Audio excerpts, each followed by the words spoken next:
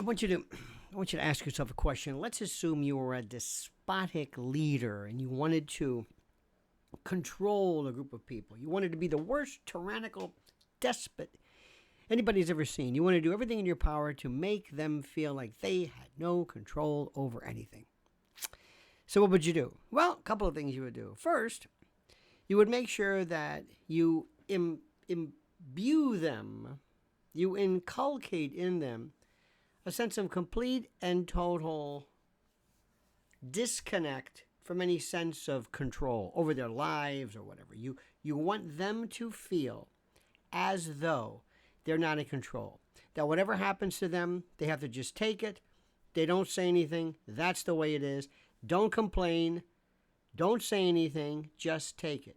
Number two, you want to make sure that these people feel that it's the government that controls their fate, controls their safety, controls their livelihood, controls who they are. You want them to believe that it's the government. You don't want them to believe in anything about self-help. Number three, you want to destroy any idea of self-defense. That means Second Amendment rights, guns, and the like. Guns, armament, the ability to protect yourself, the ability to fight back, the ability to arm yourself to the teeth, to do whatever you feel you need to feel safe regarding the miscreants and horrible individuals that run the world. Okay? That's number three. Number four, and if I lose track, let me know. Number four, you have to believe that you have to ask for permission. You must ask for permission to protect yourself, to defend yourself, to possess a particular firearm or firearms, a particular type of ammunition, a form. You must feel like you've got to ask permission. Number five, when groups of you say, you know what, police, law enforcement, we'll take over from here. We'll have neighborhood watch. You're called a vigilante. And the vigilante goes back to this. It's a wonderful word, being vigilant. I like anti-tyranny sentries. You must be told that you have no right, no inherent right to protect yourself. This is critical, that you must ask permission, that your servant can tell you what you can and can't do. Now, this is important. The police are public servants. It wasn't until the mid-19th century where we had the notion of the police. Oh, there were marshals and there were federales and that kind of thing like that. But in terms of police and town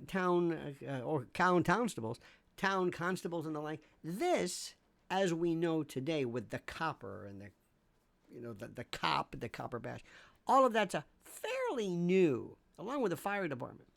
So with that came this reluctant, okay, we'll allow for the police, through the constitutional notion of police power, we'll allow them to run the show, but they can tell you what you can and can't use to either assist them or to replace them, and you will never replace them.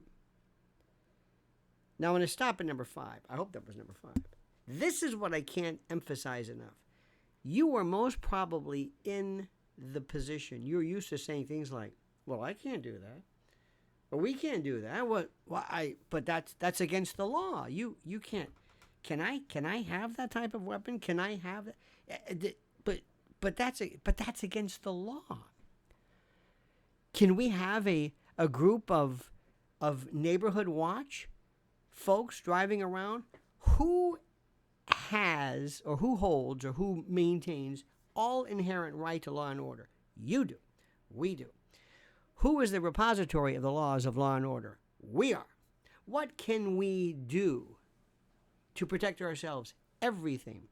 We, as a society, decide that we're going to allow certain groups of people to come in and act in our stead as a supplement, as an auxiliary to help us. But the moment they act out of bounds, the moment they tend to violate the notion of posse comitatus, in this separation of military versus law enforcement. The moment they get a little too high and mighty, too big for their britches, then we can pull it back. This is a concept which people don't understand. This is a concept which people have a hard time grasping. This is an idea that people do not understand. We, listen to me carefully, we tell law enforcement, we tell them what to do. In the case of this fellow, these vigilantes, as they're called, I think they're good citizens, who decided to grab him and scare the living you-know-what out of him as he was charged and accused of savagely brutalizing two 13-year-olds here in New York. I think that is to be applauded. I think we should provide stipends, rewards, citizens as bounty hunters to go out and do what is their right to do. And let me say this again.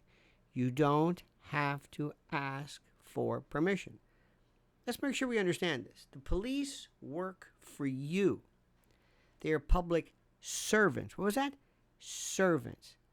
They don't tell you what you can and can't do. You tell them what they can and can't do. It's very simple. It's very simple. There's nothing really to this at all. There's nothing complex about it. We, for the longest time, have been so conditioned, so habituated, so made to believe that we must ask permission constantly. No. This is not a revolution. This is the way it was. The revolution took place before. Getting things back again, retrieving our rights, which we never gave up, that's not a revolution. That's a reclamation. That is a reestablishment of the rights that we had in the beginning. Now, this may sound very, 1776-ish, and people might say, oh, you sound like Alex Jones or Steve Bannon. Fine. Doesn't make it wrong. Once you understand the idea and the theory behind who's in charge, then the world makes a lot more sense to you. Thank you for watching. Please subscribe to the channel and comment, dear friends, as you see fit.